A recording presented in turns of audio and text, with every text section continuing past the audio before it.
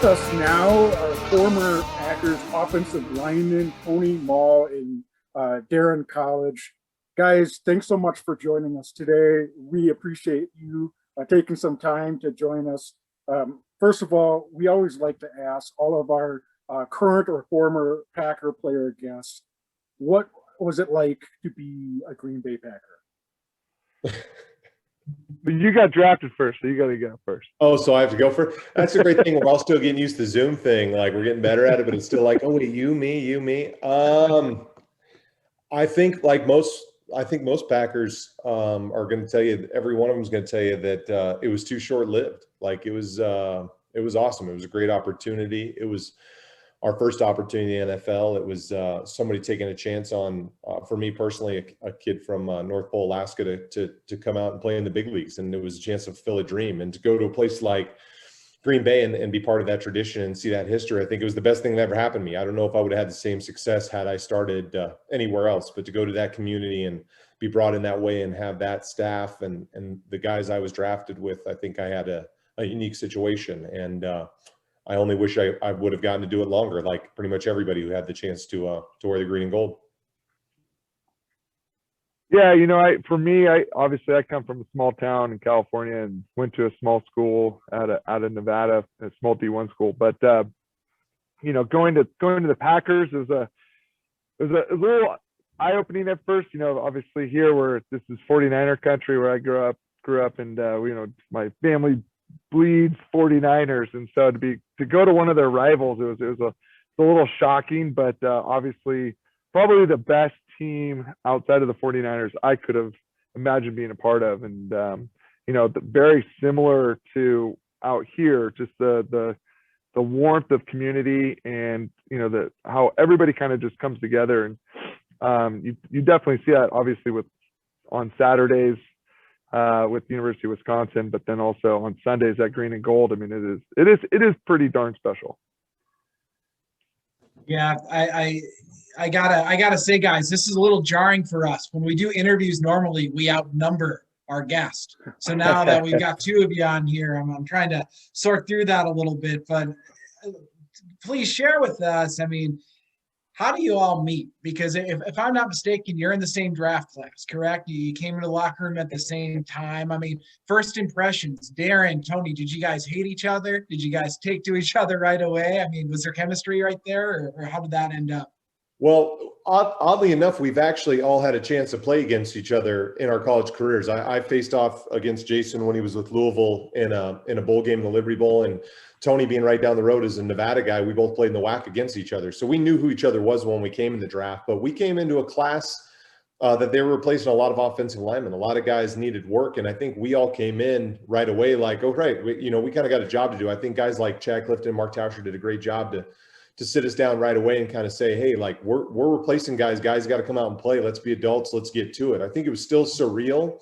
It was awesome. But the great thing was, coming in with that many young guys, there was obviously the initial competition. We all wanted to play, but we also knew that we were all there to support each other in a way that we were all young, we were all new, we were all rookies. We all were facing it for the very first time and knew that there was going to be different challenges, and that kind of cemented our bond right away. And then the experience of us getting to play that first year and getting so much play time in our first years together just really cemented it all together.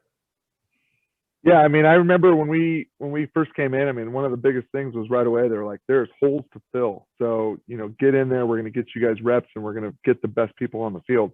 And, and obviously it's rare to take 3 offensive linemen in the draft. So, we did have something that was pretty cool, pretty special. But, again, being on the offensive line, you're taking 5 guys and making them gel together to support the quarterback or the running back. And, so I think, having that mentality already that, it's going to take more than just one of us. And also we're the fat guys, right? So we have to be around each other, because all the other skinny guys in the locker room, they look at us and run away almost. Looking back, the time you guys joined the Packers was definitely a period of transition, right? I mean, we went from Coach Sherman to Coach McCarthy, and then certainly the year after you guys get there, it's the Brett Favre Aaron Rodgers transition starts. So it's an interesting time in Green Bay. But just talk to us about what it meant to not only just with you guys, and certainly Jason is part of the winery too, and we'll get to that. He's not joining us tonight, but across the whole locker room. I mean, there is a bunch of young guys, and what it meant to just grow together as professionals at that time during a special time in Green Bay. Well, I think, you come into a situation with brand new coaches and brand new offensive line, the expectations, whenever you make changes like that, any fan that watches now, when you see coaching changes, you see staff changes, you see quarterback changes, everybody's expecting results. And then here's these three rookies that are trying to come from, all in all, smaller schools in all reality that need to come compete at the highest level. And again, every week wasn't perfect. I mean, I was benched after my very first preseason game on my very first start. And I'm like, okay, that's a rough start. That's a big adjustment from going from, lining up against, let's say the Nevada Wolfpack to all of a sudden San Diego Chargers was a huge change. But, we always had the other guys around us to kind of pick us up and keep going. And then I think a really big one for us was we went out and played in Miami as a group, and we were playing one of the oldest defensive lines in the NFL at the time. Guys like Jason Taylor, guys like Zach Thomas were playing linebacker.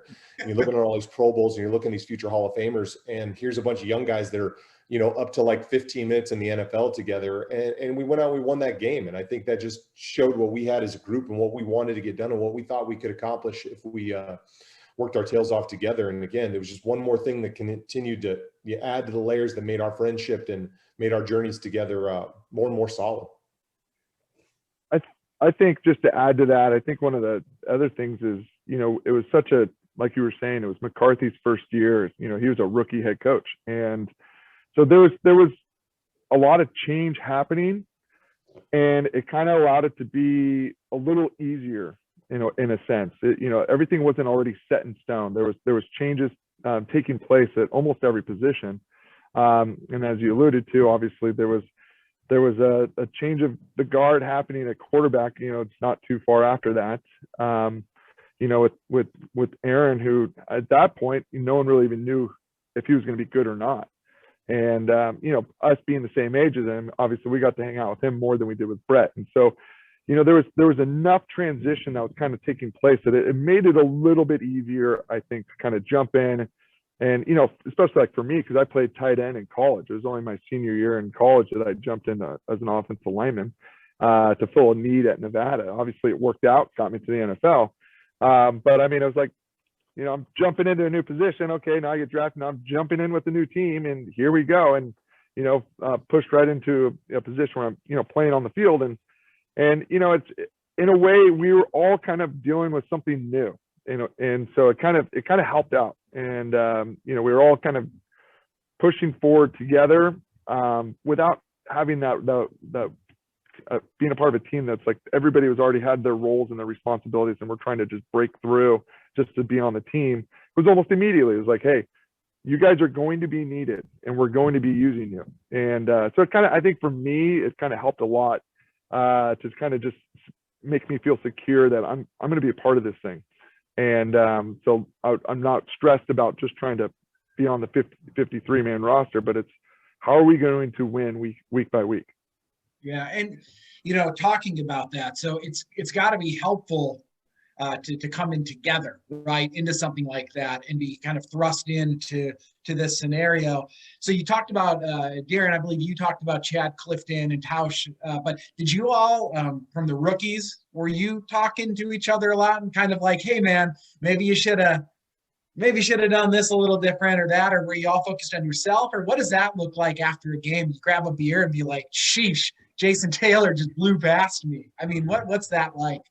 I think it's a little of all of that. I mean, you're trying to learn every single day. You're trying to learn from the guys who came before you and did it, and you're trying to take advice from the guys with you doing it every day. And then we as rookies were again learning our role and what that was going to be on the team every single day. That's growing. So we kicked it off and hit it right away. It was one of those things where the three of us were tighten it right from the beginning. But again, that's because, like Tony had mentioned, we came into a situation where the three of us were figuring it all out together. There wasn't a role. We weren't just one guy trying to break into an offensive line that had, 4 or 5 starters prior to that. And you just kind of sit back. We were thrust right in the situation where we had to be productive and go out and play. So there was definitely ups and downs. There was definitely times Jason Taylor blew right past me.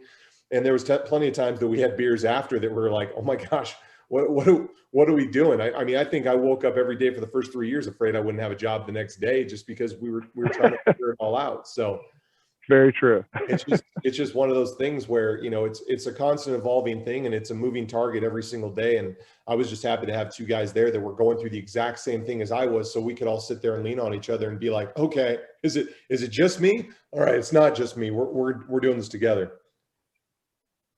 It's so true. I mean, there's moments like, God, we were playing Cincinnati in a preseason game of a rookie season, and I was going against Sam Adams, just this big man, and I was trying to be respectful, and we started to play, and I went to go cut him, and the whistle was blown, so I stopped right as I was going into him, and of course he didn't like that at all that I was about to cut him, so he put everything he had into me and was like all the weight possible. I mean, it felt like 500 pounds. I couldn't breathe. You watch it on film, it was horrifying.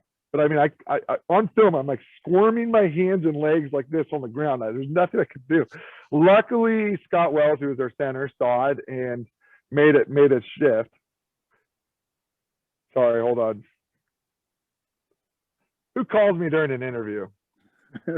Don't they know they're talking to us? Come on. I know, right? Unbelievable. But luckily he was able to knock him off of me, but it felt like an eternity. I couldn't breathe. My lungs had then completely collapsed. And it's like, those are those moments that we all had. We had stuff like that happen to us. And, so it wasn't we weren't the best of the best, but, we were willing to grind it out. And, I felt like we all had the most amazing heart and the drive, and it was exactly what the Packers needed at the time. I felt like Ted Thompson did a phenomenal job bringing in each and every one of us. Obviously, there was a couple people that didn't make the squad, but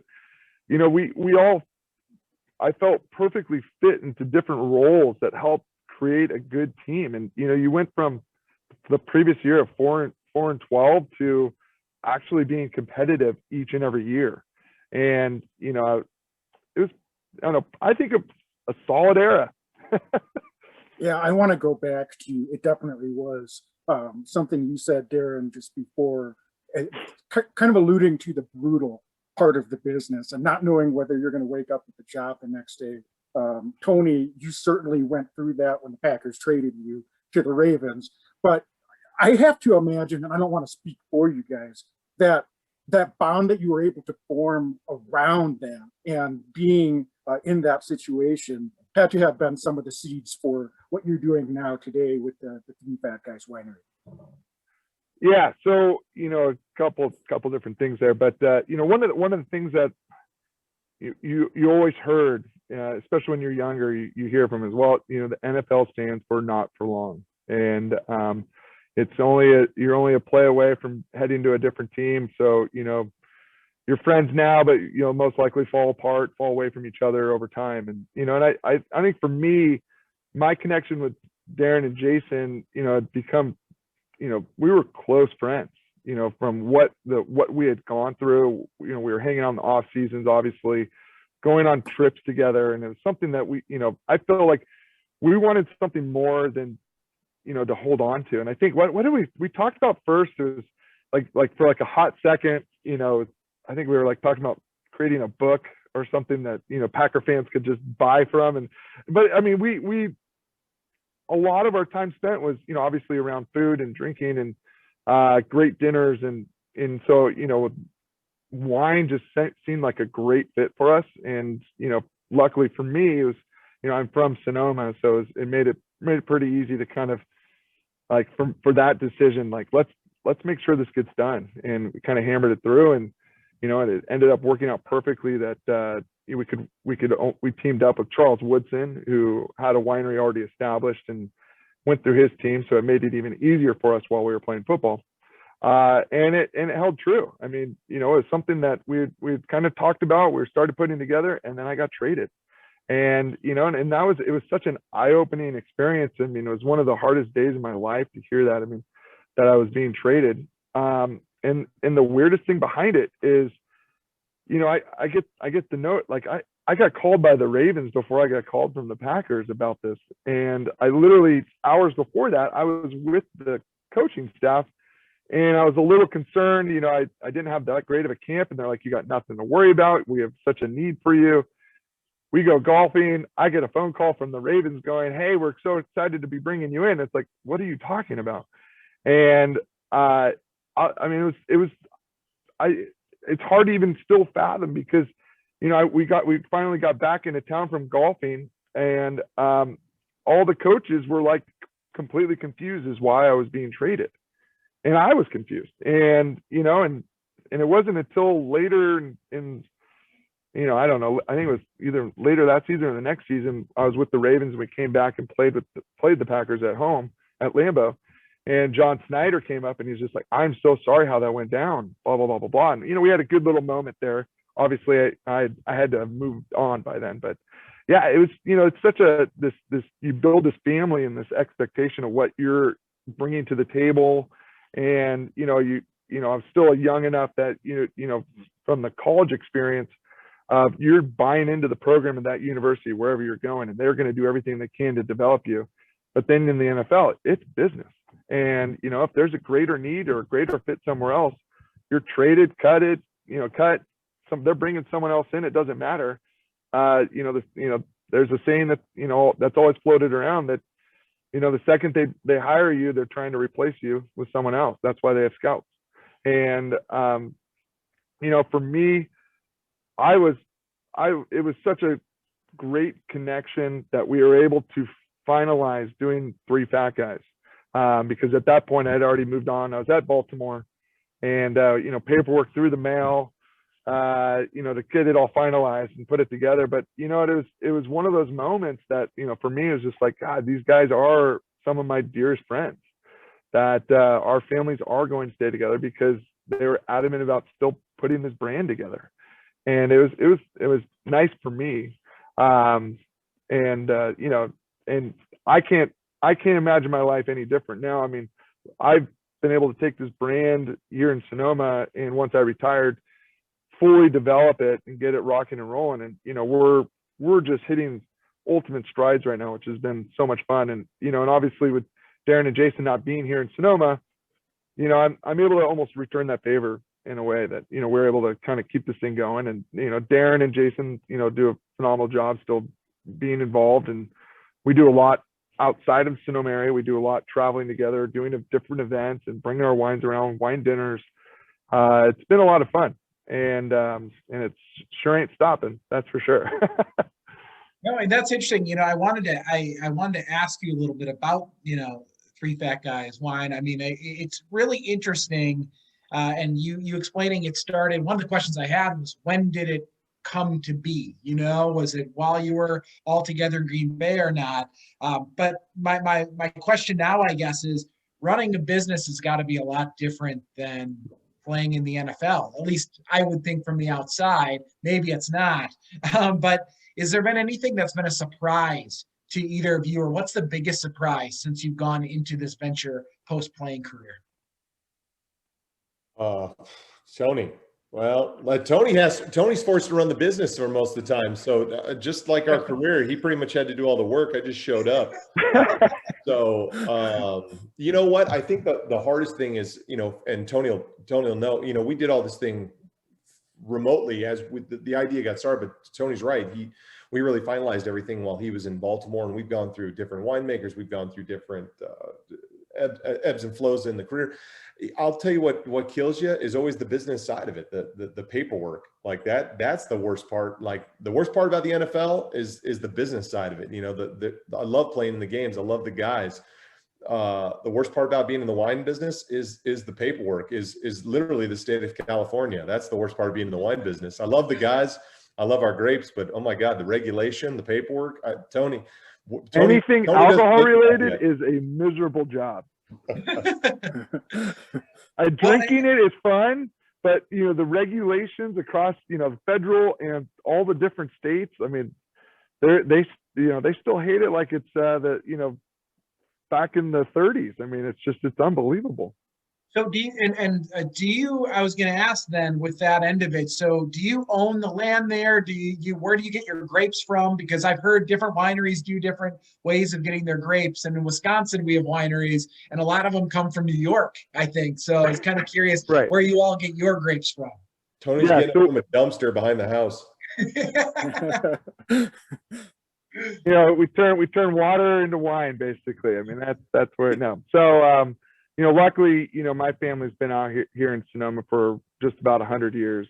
And so we know all the different vineyard owners, managers, winery owners. And, so as we got going, obviously my desire of knowledge of the industry kind of exploded as well. And so every off season I was coming back home and trying to learn as much as I could on the operation side of it all, because the drinking side and knowing what type of varietals you love to drink, that's the easy stuff. Now, how do you produce that? How do you make it a viable business? And there's so much to learn, and I'm still learning each and every day. And I'm very lucky that through different purposes and reasons, I was able to reconnect with another buddy of mine from back here in Sonoma, Jim McMahon, not the quarterback, but a phenomenal winemaker that had true sports fan, and just fell in love with the idea of three fat guys and what we were trying to grow. It just so happened he had his own personal brand that they were kind of shutting down, and so for him it kind of filled the void of having that special high-end brand that was growing. But for us, it allowed me to kind of know that, hey, the winemaking is now, we know we're making some of the best wines around. We just need to go market it and build the right focus and get it to, the group that we think is going to take the wine. And the hard thing was I didn't want a brand that was a celebrity brand, something that, Taylor Swift's going to put her name on and sell 1 million cases. I wanted something that was truly about the wine, but I wanted to do it in a really fun way. And, and it was just so perfect. I don't even know who came up with the name Three Fat Guys, but I mean, it's pretty simple. I mean, in the locker room, we are the fat guys, we played on the offensive line, and, it's just turned into something just great. And, the amount of people that have bought into this, and, opening a tasting room has been a lot of fun, and having it, truly thrive through the pandemic. What we're dealing with out here in California, and and the regulations that are still in place. It's been a true struggle, but we've hit this weird niche of people that enjoy really nice wines at and it's at a higher price point, but they don't want the pretentiousness of the higher end wineries, and so they come to us, they hang out in shorts, t-shirts, sweatpants, doesn't matter, straight from the beach, and sandals. They feel so comfortable, and they end up leaving, and they embrace what we're building. And it's shown. I mean, anytime we kind of do a club release of different, each of our different wines, everybody shows up, and they're excited to buy more than what they're already allotted, because they want to see this thing grow and turn into something that truly is special. I mean, I think, when you look at the end goal of what Three Fat Guys stands for, it's our ability to give back. And, my desire, and Daryn's and Jason's, to truly take what was given to us, which was, and the ability to play football. I mean, there's so many coaches and community members that made it possible for me to get to Nevada, that I know for a fact I want to be able to do that for everyone else, and every other kid, and we can help. And I think that's the biggest goal, and if it's 10, 15, 20 years down the road that we can finally make a significant impact. But we're a growing brand, and it's better and better each and every day. We keep launching new items, and it's almost like the sky's the limit with the brand called Three Fat Guys, because it's unexpected, and you can kind of just label that with everything, and it sounds better. Absolutely. It sounds like it goes really good with certain steaks and different foods too. So Sure.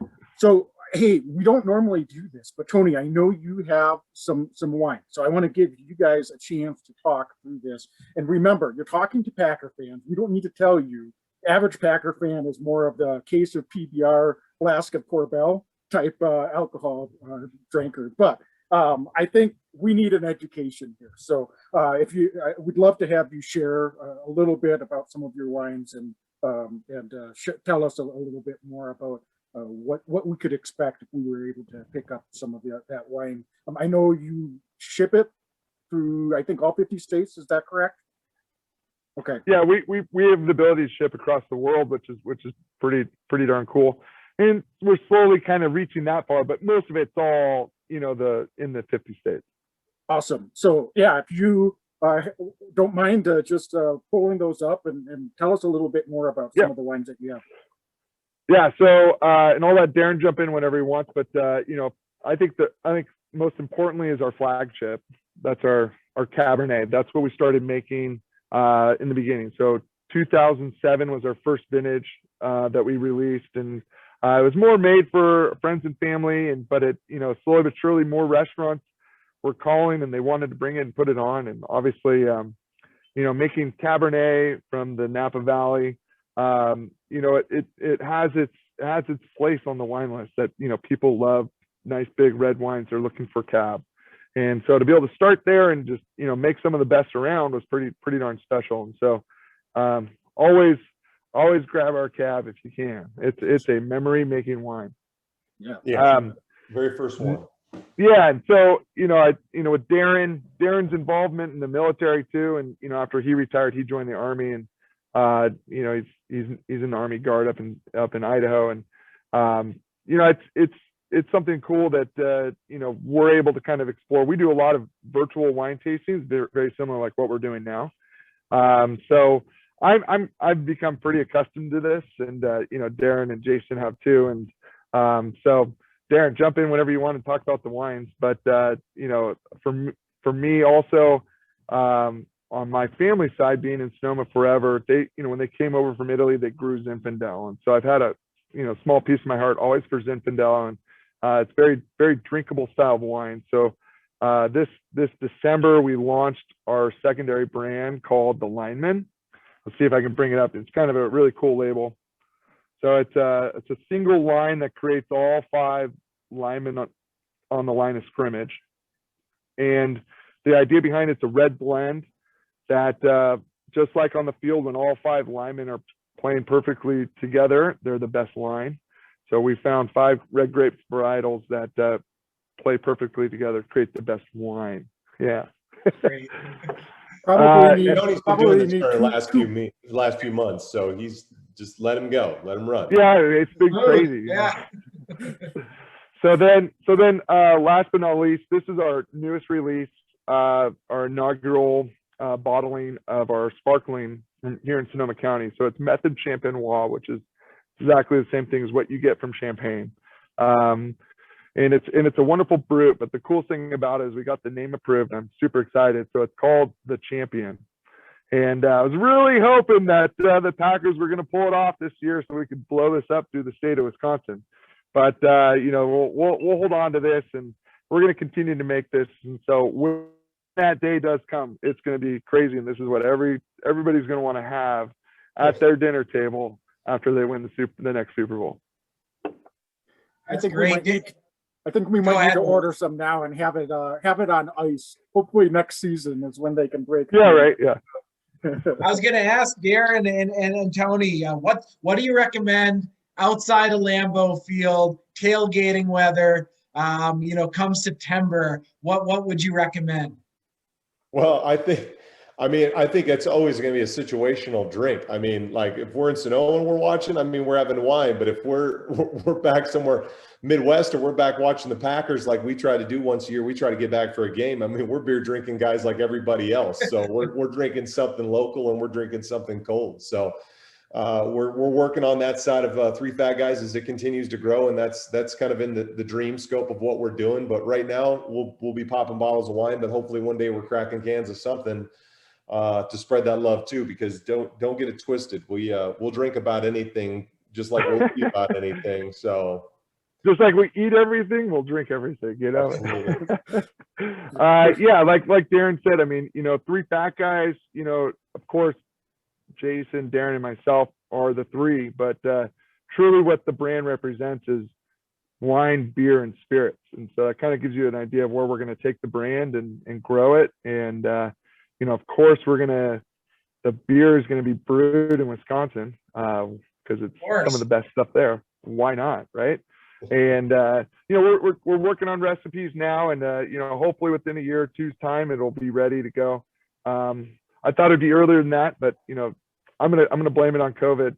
It's kind of definitely set us back and had us reshift kind of, let's keep it in the drive with wine and just keep this thing, you know, successful. And so, you know, obviously I'm going to need Daryn's and Jason's help to drink a lot of beer to figure that side out. Well, if you need 2 more volunteers, you know where to find us, guys. We love a good beer here. Of course. And I saw your the tasting room you have. It looks awesome, and we're going to be putting up pictures on our Instagram and Facebook so folks can kind of see what we're talking about. But how long have you had that up there? Because I mean, that looks just gorgeous. Yeah, so we it was a goal for a while to kind of get to where we had a tasting room. The hardest part is, you know, knowing how the people that are Packer fans, you know, really embrace, you know, other people that are Packer fans, and they have websites, you know, for across the globe of a Packers bar, a Packers restaurant, and now we're a Packers winery, and I knew that was going to happen, which is a great thing. So I wanted to make sure we had enough wine to, you know, get through a year, because you only get to pick grapes once a year, so it's not like beer or spirits where you can make small batches and whenever you want. So we were growing the brand and finally got it to a point where it was ready to roll. Luckily for me, my wife's family owns a wonderful pizza restaurant, you know, down on the plaza here in Sonoma. And so we were able to use that space for a while to bring people in, bring guests and taste the wines. And so finally in 2019, I felt confident enough that we could break away and open our own tasting room. And so a perfect spot, you know, that really kind of fit our brand. As funny as could be, you know, we share the space with another business called Fat Pilgrim. And so it's 3 fat guys and Fat Pilgrim. It's pretty cool. But it's all about this outdoor space. From the road, it looks like a little shack, but it's all about the backyard. It has this big, beautiful garden, a creek that runs through. It's everything you want to feel like you're hanging in your own backyard, drinking killer wine. That's awesome. And can you just share where folks can find you guys and more information? If you want to share their website, any other details that they can find where they can purchase the wine at, and maybe even once COVID is beyond us, hopefully here soon, if they're in the area, stop in and say hello at the tasting room as well. Yeah. So obviously right now, the best place to, you know, get information is our website. You can buy online from our website too, 3fatguyswines.com. But then we also are through the state of Wisconsin, you know, in selected steakhouses, different stores. You know, like I said, we don't make much wine, so we get as much as we can to the state, and once it runs out, it runs out. And so if you see it on the store, in your favorite store, you see it in your favorite restaurant, you know, buy it, you're gonna love it. But you know, we use Capital Houston, Allstate. They're our distribution partner in Wisconsin. So we got some fun things that we're getting ready to launch with Festival Foods, which is a big grocery chain throughout the state. So yeah, I mean, it's just the more that we're able to accomplish, you know, it's just going to, you know, be able to grow, and you're going to see us all over, you know, and hopefully sooner than later you'll be able to buy our wines or beer or whatever we're doing at Lambeau Field too. Awesome. That's awesome. Listen, we want to be respectful of your time. You guys have been incredibly generous. I do have one football question I have to ask, because if I don't ask it, I'm going to regret it later. You all were around both Brett Favre and Aaron Rodgers. I mean, you got 6 MVPs between these two guys. What's the difference in blocking for those guys, and what's the huddle? What's the difference in the huddle? Because those are two things that, I mean, they seem like two very different dudes with similar results, which is an awful lot of success, largely because of the big guys up front that block for them. So, was there a difference in blocking for them, and what were those huddles like? Me first, Tony, or you? Yeah, go ahead. As you know, for somebody who was, like Tony, was lucky enough to get to block from both, I think it was an awesome experience. I think when we first came in, you try to pretend that it's just football and everybody's the same. But when Brett Favre walks in the locker room, I think everything changes for you. You realize, oh, that's somebody I grew up watching play. That's a future Hall of Famer. But we saw Brett at the end of his years. He was having a good time still. He was, he's a good old boy to the bottom. We talk hunting, we talk fishing. He was great at relaxing in the moment and enjoying the moments that, when we played the Snow Bowl against New York or against Seattle and stuff like that. It's one of those things where, he was always great at that stuff, but it was always a different understanding when I was in the huddle with him. Aaron was a peer. Aaron was our same age. We golfed together. We spent time together off the field. We had meals together. Our families were around each other. And it was one of those things where it was much more of a personal attachment with Aaron. Aaron, I would have done anything for Brett because he was my quarterback, but I literally would have gone to war for Aaron because he was my friend and he was somebody that I wanted to protect. So, when he won MVP and when we won a championship together, that was super special in a whole different way than it would have ever been with, Brett. Had I enjoyed winning a Super Bowl with Brett, I would have loved to if we would have topped New York and made it and had our chance, but we didn't. But the chance to win it with Aaron was a whole different experience for me personally. Yeah, very, very similar. I mean, it was amazing to be in the huddle with Brett, but outside of football, we never really saw him. And he was just, I mean, gosh, it's like our age now playing with the youngsters coming out of college, and we're the same age as Aaron, and so like one of the jokes I like to tell at the tasting room, it is a joke. Wait, but is this allowed? Yeah. Okay. This is one of the G-rated ones, but I get to hold on to the fact that because Aaron was a good buddy, that he was on our couches, I can't wait, saying stuff like, I can't wait to get my shot to, prove that I'm just as good or better. And, and he, of course he did it. He turned into the legend he is now, but that's the Aaron that I knew, it was before. And it's great to kind of watch him grow into that. And so, of course, blocking for Brett, there was a little piece of me, at least, that was like, oh man, if I let my guy get through, it could end his career. He just seemed so fragile by then.